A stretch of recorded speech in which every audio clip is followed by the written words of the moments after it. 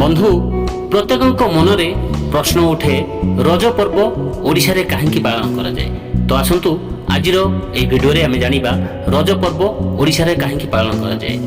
ବନ୍ଧୁ, ରଜ ହେଉଛି ଏକ ପାରମ୍ପରିକ ପର୍ବ ଯାହାକି ଭାରତୀୟ ରାଜ୍ୟ ଓଡ଼ିଶାରେ ବିଶେଷ ଭାବରେ କୃଷି ସମ୍ପ୍ରଦାୟର ଲୋକମାନଙ୍କ ମଧ୍ୟରେ ପାଳନ କରାଯାଇଥାଏ।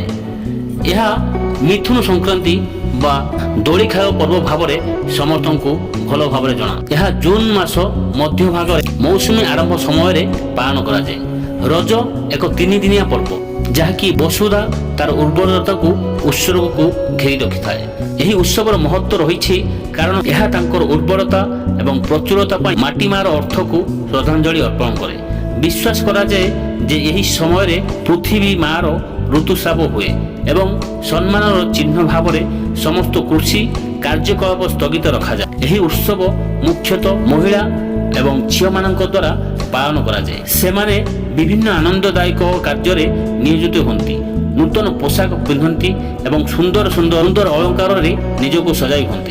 ରଜ ମହୋତ୍ସବର ଅନ୍ୟତମ ମୁଖ୍ୟ ଆକର୍ଷଣ ହେଉଛି ଗଛରେ ବନ୍ଧା ହୋଇଥିବା ସଜ୍ଜିତ ଦୋଳିରେ ରଙ୍ଗୀନ ପୋଷାକ ପରିଧାନ କରି ଯୁବକ ଯୁବତୀ ଏବଂ ମହିଳାମାନେ ପାରମ୍ପରିକ ଗୀତ ଗାଇଥାନ୍ତି। ଏହି ଦୋଳିର ଆନନ୍ଦ ଖେଳିବା ଏବଂ ଉର୍ବରତାର ବିଶ୍ୱାସ କରାଯାଏ। ଦୋଳି ଉପରେ ସ୍ୱୟଂ ବର୍ଷା ଦେବତାଙ୍କୁ ଆହ୍ୱାନ କରିବାରେ ସାହାଯ୍ୟ କରେ ଏବଂ ଆଗାମୀ କୃଷି ଋତୁ ପାଇଁ ଭଲ ଫସଲ ସୁନିଶ୍ଚିତ କରେ।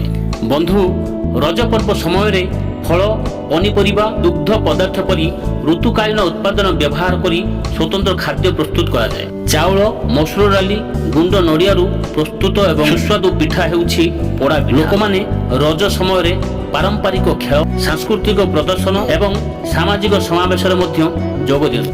ବନ୍ଧୁ, ରଜ ପର୍ବ ଓଡ଼ିଶାର ସମୃଦ୍ଧ ସାଂସ୍କୃତିକ ଐତିହାସିକ ପ୍ରଦର୍ଶନ କରେ ଏବଂ ସମ୍ପ୍ରଦାୟ ମଧ୍ୟରେ ଏକତା ଏବଂ ଆନନ୍ଦର ଭାବନାକୁ ପ୍ରୋତ୍ସାହିତ କରେ। ପ୍ରକୃତିର ସୌନ୍ଦର୍ଯ୍ୟକୁ ପାଳନ କରିବା, ମାତା ପୃଥିବୀ ପ୍ରତି କୃତଜ୍ଞତା ଜଣାଇବା ଏବଂ ଏକତାର ଆତ୍ମାକୁ ଗ୍ରହଣ କରିବାର ଏହା ଏକ ସମୟ। ଜୟ ଜଗନ୍ନାଥ। ବନ୍ଧୁ, ଯଦି ଆପଣ ପ୍ରଥମ ଥର ପାଇଁ ଚ୍ୟାନେଲଟିକୁ ଭିଜିଟ୍ କରିଥାନ୍ତି, ଚ୍ୟାନେଲଟିକୁ ସବସ୍କ୍ରାଇବ୍ କରି ପାଖରେ ଥିବା ବେଲ୍ ଆଇକନଟିକୁ ଦବାଇ ଦିଅନ୍ତୁ। ଜୟ ଜଗନ୍ନାଥ।